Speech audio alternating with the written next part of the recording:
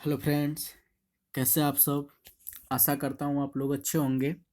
दोस्तों, हम लोग बीपीएससी प्रीलिम्स को के लिए प्रेसिडेंट जो चैप्टर हैं ये कवर कर रहे हैं। ओके, ये पॉलिटी से रिलेटेड क्वेश्चन इसमें कवर किए जा रहे हैं, जो 1500 प्लस क्वेश्चन होंगे। या इसमें एक और बात बता दूं कि ये जो टोटल 1500 प्लस बताया जा रहा है, ये बीपीएससी प्रीलिम्स के लिए। ओके, टोटल इसमें क्वेश्चन रहेंगे 1500 प्लस में। पॉलिटी आ जाएगा, इकोनॉमिक्स आ जाएगा, या साइंस आ जाएगा, बाकी और जो भी सब्जेक्ट आते हैं, हिस्ट्री आ जाएगा, सबके लिए 1500 प्लस में टोटल कवर करेंगे। ओके, ये एमसीक्यू होगा और पीवाईक्यू भी होगा। एमसीक्यू मतलब मल्टीपल चॉइस क्वेश्चन होंगे और प्रीवियस ईयर क्वेश्चन होंगे। जो भी प्रीवियस ईयर क्वेश्चन पूछे गए हैं, क्या होता है कि बीपीएससी हो या कोई अदर स्टेट पीसीएस हो, वो पिछली बार जो क्वेश्चन पूछा गया वो रिपीट भी करता है। ओके, तो उसको देखते हुए भी जो भी इम्पोर्टेंट क्वेश्चन है जो 2 बार या पूछा गया है, उसको इस वीडियो में कवर किए हुए हैं। तो अगर वीडियो आपको अच्छा लगे तो चैनल को ज़रूर सब्सक्राइब कीजिएगा और लाइक भी कर दीजिएगा और शेयर भी कर दीजिएगा। ओके, तो चलिए वीडियो को स्टार्ट करते हैं। ये पार्ट 2 है और देखते हैं। हाँ, पहला क्वेश्चन है पहला क्वेश्चन है, consider the following statement about the president of India. Bharat के जो राष्ट्रपति हैं उनके बारे में कुछ स्टेटमेंट दिया गया है, आपको इस पे विचार करना है। ओके, तो फर्स्ट में है कि ही should B citizen of India by birth. यहाँ तक तो सही है, he should B citizen of India, Bharat की जो नागरिक होना चाहिए, ये तो बहुत जरूरी है। बट यहाँ आगे दिया है बाय बर्थ।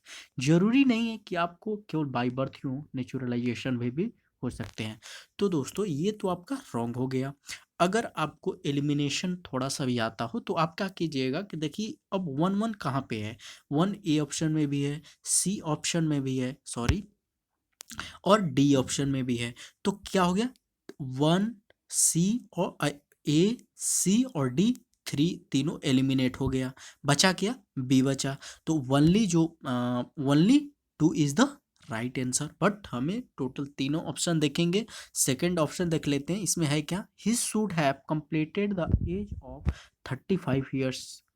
ये सभी को पता होगा, जो लोग भी प्रेसिडेंट चैप्टर एक बार भी पढ़े होंगे उनको ये पता होगा कि राष्ट्रपति का जो राष्ट्रपति चुने जाते हैं उनका कम से कम एज जो होना चाहिए वो 35 ईयर्स एज कंप्लीटेड होनी चाहिए। Okay, 35 years as. ओके, तो और थर्ड में है, he should be qualified for the election as a member of parliament. देखिए यहाँ पर भी he should be qualified for the election, यहाँ तक तो सही है, बट कि मेंबर तक सही है, बट यहाँ पे आगे है पार्लियामेंट। नहीं, पार्लियामेंट के लिए नहीं होते हैं, वो होते हैं lower house of the parliament, मतलब कि लोकसभा खाते। He should be qualified for the election as a member of lower house of the parliament होते हैं। तो आपका थर्ड भी ऑप्शन गलत हो गया और वन भी हो गया। तो बचा क्या, टू। तो only two is the right answer. Okay, तो देखिए आंसर देखते हैं इसका कौन सा है, B. B is the right answer. Okay, let's go for the next question. जो सेकंड क्वेश्चन है वो है कि which article of the Indian constitution prescribe eligibility condition for re election to the post of the president of India. मतलब कि भारत के जो राष्ट्रपति हैं उनका पोस्ट का री इलेक्शन जो होता है वो भारत के संविधान का कौन से अनुच्छेद में प्रिस्क्राइब किया गया है। तो देखिए, आपको बता दूं कि जो बीपीएससी हो गया या कोई भी स्टेट पीसीएस हो, वहाँ से कुछ कुछ आर्टिकल से भी क्वेश्चन, डायरेक्ट आर्टिकल पूछा जाता है कि यहाँ नेशनल इमरजेंसी कौन सा आर्टिकल प्रेस्क्राइब करता है, ऐसे। तो आपको कुछ कुछ आर्टिकल को ध्यान में रखना होता है। तो उसमें हम यहाँ जो प्रेसिडेंट से रिलेटेड है आर्टिकल, वो आपको बता दूं कि इसमें है। तो यहाँ से एक आर्टिकल हम डाले हुए हैं, तो यहाँ पर आप देख लीजिए, बताइए इसमें आंसर कौन सा होगा। तो आंसर इसमें आर्टिकल 52 है, या फिर बी आर्टिकल 54 है, या सी आर्टिकल 55 है, या डी आर्टिकल 57 है। तो आंसर आपको बता दूं कि इसमें आंसर होगा D is the right answer. D article 57 is the right answer of the question. Okay, देखते हैं, D is the right answer. Okay, let's go for the next question. Question number three. Three में है कि if there is any dispute regarding the president presidential election it can be refer to. देखिए, मान लीजिए जब भी president Bharat में जो राष्ट्रपति का चुनाव होता है और उसमें कुछ विवाद हो गया राष्ट्रपति के इलेक्शन को लेकर, तो ये इसका निवारण कौन करेगा? पहला ऑप्शन दिया गया है कि अटॉर्नी जनरल ऑफ इंडिया के पास में रेफर किया जाएगा। बी है कि पार्लियामेंट के में भी रेफर किया जाएगा। सी है कि सुप्रीम कोर्ट ऑफ इंडिया का जो हमारे भारत का सर्वोच्च न्यायालय है, सुप्रीम कोर्ट ऑफ इंडिया, उनके उनमें विदा किया जाएगा, या डी नॉन ऑफ डीज, इनमें से कोई नहीं। तो सभी को इसमें आंसर बताइए आप लोग कौन सा होगा। तो इसमें आंसर होगा C is the right answer. Okay, जो भी विवाद होते हैं प्रेसिडेंशियल इलेक्शन को लेकर, वो कहाँ जाते हैं? Supreme court of India, Bharat के सुप्रीम कोर्ट में। ओके, तो सी इज द राइट आंसर। अब चलते हैं, let's go for the next question.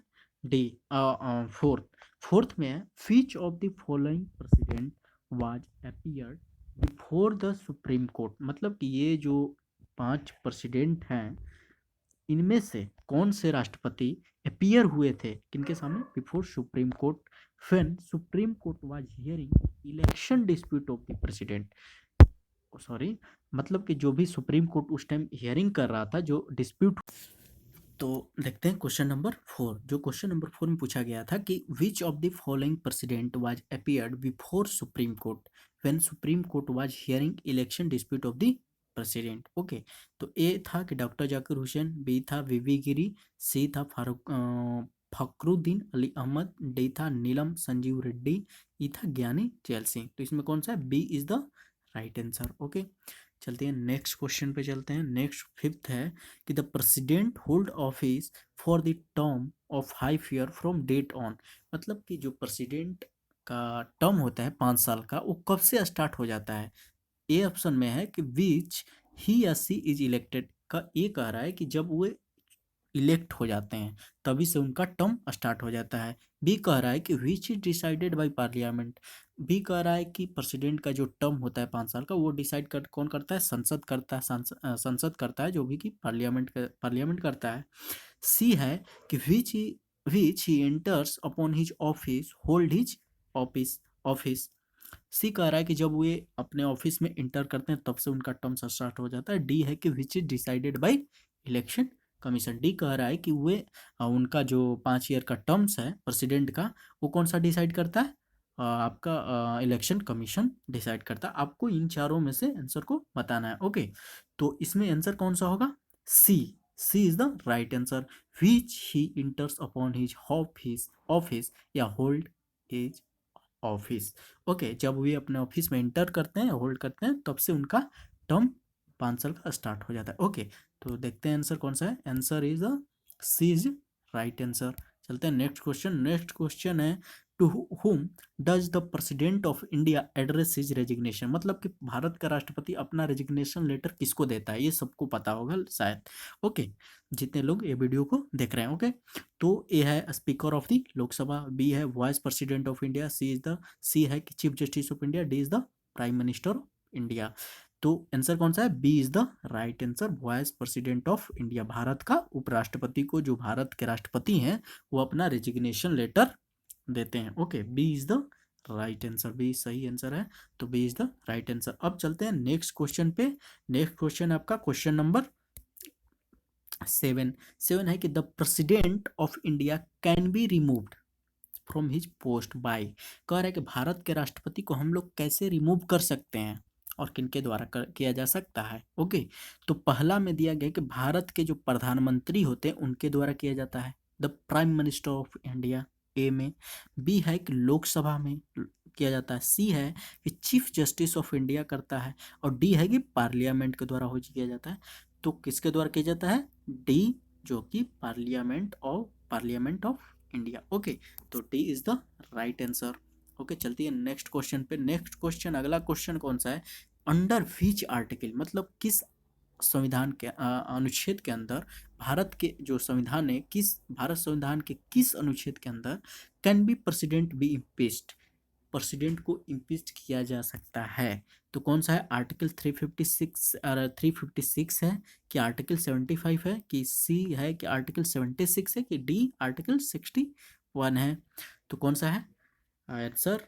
आपका D is the right answer. D जो आर्टिकल 61 है, इनमें इस अनुच्छेद में, भारत के संविधान के इस अनुच्छेद में प्रेसिडेंट के इम्पीचमेंट प्रोसेस को बतलाया गया है। ओके, चलिए नेक्स्ट क्वेश्चन पे चलते हैं। नेक्स्ट क्वेश्चन है आपको 9, the president of India can be remove from office even before the expire of the term.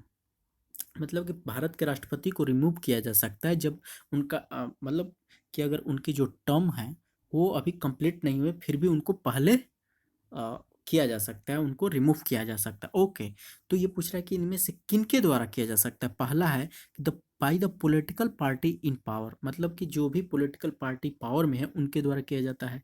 B है कि बाय द प्राइम मिनिस्टर के द्वारा किया जाता है। सी है कि थ्रू इम्पीचमेंट के थ्रू किया जाता है। डी है कि थ्रू ट्रायल बाय कोर्ट के द्वारा किया जाता है। अभी हम लोग देखें पिछले क्वेश्चन में किसके द्वारा किया जाता है, सी, थ्रू इम्पीचमेंट के द्वारा किया जाता है। C is the right answer. Okay, next question है, next and the last question. Okay, which one of the following has the power to initiate the motion of impeachment of president of India. मतलब कि भारत के जो राष्ट्रपति का impeachment हटाने के लिए जो भी इम्पीचमेंट प्रोसेस लाया जाता है वो कि पार्लियामेंट के किस सदन में लाया जाता है, मतलब अपर हाउस में लाया जाता है या फिर लोअर हाउस में लाया जाता है। समझ रहे हैं ना, अपर हाउस मतलब राज्यसभा और लोअर हाउस में मीन्स लोकसभा। ओके, तो फर्स्ट ऑप्शन है both the house of parliament, मतलब कि दो पार्लियामेंट के दोनों सदनों में लाया जा सकता है, किसी भी हाउस में लाया जा सकता है। बी है कि लोकसभा में लाया जा सकता है। सी में है कि राज्यसभा में। डी है कि speaker of the Lok Sabha decide करते हैं इम्पीचमेंट प्रोसेस। तो इसका जो आंसर होगा वो कौन सा होगा, ए। ए कौन सा है, both the house of parliament, मतलब कि A is the right answer. Okay, चलिए आंसर देखते हैं, A is the right answer. तो दोस्तों ये आज इतना ही, इस वीडियो का इतना ही है। और अगर वीडियो अच्छा लगे, अगर आपको जेन्युइन लग रहा होगा क्वेश्चन, तो आज प्लीज़ चैनल को जरूर सब्सक्राइब कीजिएगा, लाइक भी कर दीजिएगा और शेयर भी कर दीजिएगा। ओके, थैंक यू दोस्तों।